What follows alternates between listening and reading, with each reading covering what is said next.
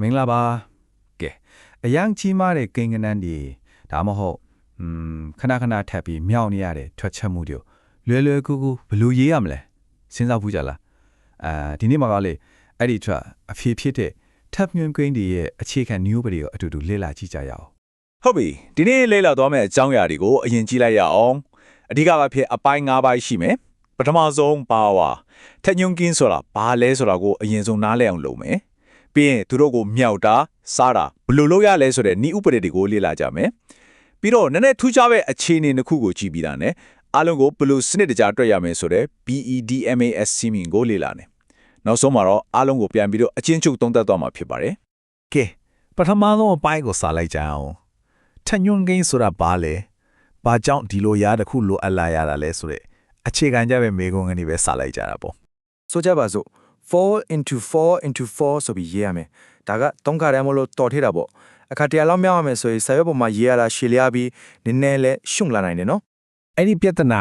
အဖြေရတော့ပါဝါဒါမှမဟုတ်ထညွန်းကိန်းကိုအသုံးပြုတာပါပဲကြည့်လိုက်ပါ 4 cube လို့ရေးလိုက်ကဟာ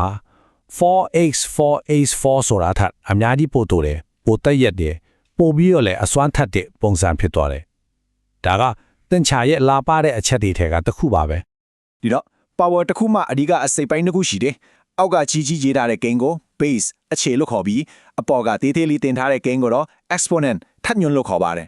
ဒီ 4q ဥမာမှာဆိုရင်4ကအခြေ3ကထပ်ညွန်းပေါ့ဆိုလိုတာက4ကို3ခါမြောက်ပါလို့ပြောတာပဲကဲဒီ power တွေကိုဘယ်လိုတွက်ချက်ရမလဲဆိုတဲ့အဓိကနည်းဥပဒေတွေကိုလေ့လာကြည့်ကြအောင်ဒါတွေကိုတင်ချာပု္ပ္ပစာတွေဖြည့်ရှင်းဖို့အတွက်ကိုယ့်ရဲ့ကိရိယာပုံတွေကအစွမ်းထက်တဲ့လက်နက်တွေလို့သဘောထားလိုက်ပါပထမဆုံးနည်းဥပဒေနှစ်ခုကတော့မြောက်ချင်းနဲ့စားချင်းတော့ပါသူနှစ်ခုကလည်းတစ်ခုနဲ့တစ်ခုဖြောင်းပြန်လို့ပြောလို့ရတယ် product loss ဆိုတာကမြောက်တဲ့အခါသုံးတာပေါ့အခြေကိန်းတူတယ်ဆိုရင်ထန်ညွန်းနှစ်ခုကိုပေါင်းလိုက်ရုံပဲအရင်လွယ်တယ်အဲဒီမှာ quotient law ကြတော့ပြောင်းပြန်စားတဲ့ခါကျရင်အခြေတူရင်ထန်ညွန်းတွေကိုနှုတ်ပေးရတယ်ဒါပဲလွယ်လွယ်လေးနော်မှန်လာတာလည်းတော်တော်လေးဆင်ပေးပါတယ်ဟုတ်ပြီဆက်ပြီးတော့တခြားထူးခြားတဲ့အခြေအနေတွေမှာအသုံးပြုရမယ့်နောက်ထပ်နည်းဥပဒေနှစ်ခုကိုကြည့်လိုက်ကြအောင်ဒီလိုမျိုးမေးခွန်းတစ်ခုနဲ့စလိုက်အောင်ထက်ညွန်းတစ်ခုအပေါ်မှာနောက်ထပ်ထက်ညွန်းထပ်စင်လိုက်ဥမာကွင်းကပ်ပြီးအပေါ်မှာနောက်တစ်လုံးထပ်တင်ထားလိုက်မျိုးပေါ့အဲ့ဒါဆိုရင်ဘာဖြစ်တော့မလဲအဖြေကတော့ရှင်းရှင်းလေးပါပဲထက်ညွန်းတစ်ခုကိုမြောက်လိုက်ရုံပဲဒါကို power of a power နည်းဥပဒေလို့ခေါ်ပါတယ်ဒီမှာပြထားတဲ့ဥပမာအတိုင်း3 squared 4ဆိုရင်2နဲ့4ကိုမြောက်ပြီးအဖြေ38ကိုရရှိမှာဖြစ်ပါတယ်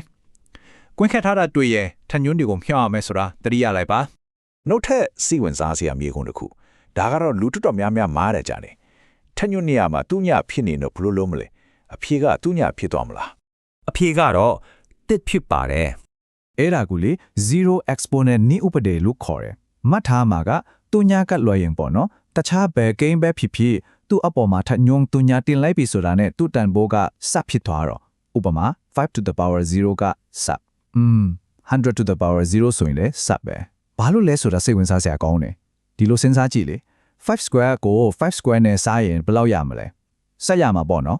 ဟုတ်ပြီအခုနတင်ခဲ့တဲ့ထညွန်းနည်းဥပဒေအရာပြန်တွက်ကြည့်ရအောင်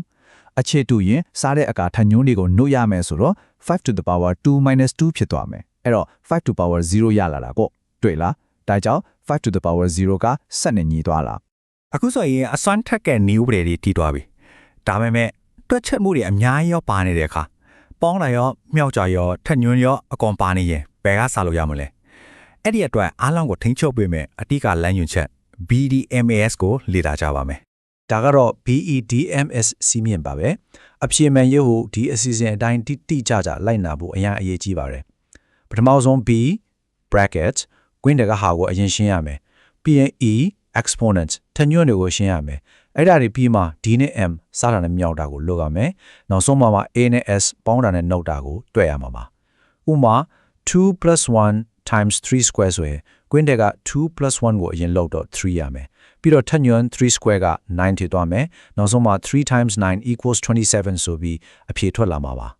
ကဲဒီနေ့လဲလာခဲ့သမျှကိုအစုံမတက်ခင်ပါအားလုံးကိုစူးစီးပြီးတော့တစ်ချက်ပြန်ကြည့်လိုက်ကြအောင်ဒါဆိုရင်မှတ်မိလွယ်ကြမှာပါ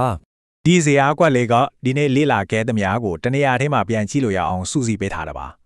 မြောက်ရင်ထညွန်းတွေကိုပေါင်းစားရင်နှုတ်ထညွန်းဆင့်ရင်မြောက်ထညွန်းတုံညဆိုရင်အဖြေကတဲ့ဒီ ဒီအချက်လေးတွေကိုသာမှတ်ထားလိုက်ပါဒါဆိုရင်ရှစ်ဆက်ရမယ်တင်ချခီလာမှာထန်ညွန်ကင်းနေတာပတ်သက်ပြီးဘယ်တော့မှစိတ်ပူစရာမလိုတော့ပါဘူး ဒါကဘာလို့အရေးကြီးတာလဲဥပမာသိပ္ပံပညာမှာဂျိုဒေဂျာကအကွာဝေးလိုမျိုးတူညာတဲ့အများကြီးနဲ့ရေးရမယ့်ကိန်းတွေကိုဖော်ပြဖို့ဒါမှမဟုတ်ကွန်ပျူတာသိပ္ပံမှာ data ပမာဏကိုတိုင်းတာဖို့အတွက်ဒီတဲ့ညွှန်းကိန်းတွေကမရှိမဖြစ်ပါပဲသူတို့ကရှုပ်ထွေးတဲ့အရာတွေကိုရိုးရှင်းအောင်လုပ်ပေးတာပါ ဒီလိုပါပဲရှုပ်ထွေးမှုတွေကနေရိုးရှင်းမှုစီကိုဒါကပဲထညွန်ကင်းရဲ့အစွမ်းပါပဲဒီနေ့လဲလာခဲ့တဲ့ new ပရိတွေကတင်ချပု္ပ္ပစာတွေကိုဖြည့်ရှင်းတဲ့နေရာမှာလမ်းပြကျဲတဲ့လိုပါပဲဒီအခြေခံတွေကိုကြွန့်ကျင်သွားပြီဆိုရင်ပုံမခက်ခဲတဲ့တင်ချဆိုင်ရာစိန်ခေါ်မှုတွေကိုရင်ဆိုင်ဖို့အဆင်သင့်ဖြစ်နေပါပြီနားထောင်ပေးတဲ့အတွက်ကျေးဇူးတင်ပါတယ်